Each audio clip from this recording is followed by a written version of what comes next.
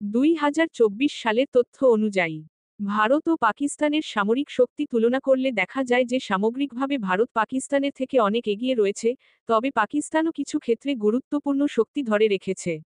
নিচে মূল দিকগুলো তুলে ধরছি। 1. সামরিক বাজেট। ভারত প্রায় $83 বিলিয়ন, বিশ্বে তৃতীয় অবস্থান। পাকিস্তান প্রায় $10 বিলিয়ন। 2. সেনা সংখ্যা। ভারত প্রায় 14 লাখ সক্রিয় সেনা, 11 লাখ রিজার্ভ। পাকিস্তান প্রায় 6 লাখ সক্রিয় সেনা, 5 লাখ রিজার্ভ। 3. বিমান বাহিনী। ভারত প্রায় 2200 বিমান ও হেলিকপ্টার, এর মধ্যে 580 plus fighter jet, Sukhoi 30 MKI, Rafale, MiG ইত্যাদি। পাকিস্তান প্রায় 1400 বিমান ও হেলিকপ্টার, এর মধ্যে 350 plus fighter jet, J F-17, F-16, Mirage ইত্যাদি। 4. নৌবাহিনীর। ভারত প্রায় 155টি যুদ্ধজাহাজ, 1টি এয়ারক্রাফট ক্যারিয়ার, 17টি সাবমেরিন।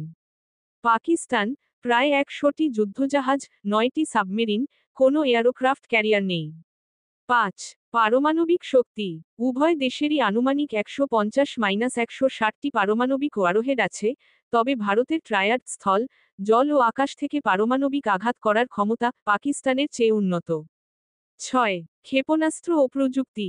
ভারত অগ্নি, পৃথ্বী, ব্রহ্মস, শৌর্য ক্ষেপণাস্ত্র, পাকিস্তানের চেয়ে দীর্ঘ পাল্লা ও উচ্চ ক্ষমতা সম্পন্ন। পাকিস্তান শাহিন, গৌরী, বাবর ক্ষেপণাস্ত্র, তুলনায় কম পাল্লা, কিন্তু পারমাণবিক ওয়ারহেড বহনের সক্ষমতা রয়েছে।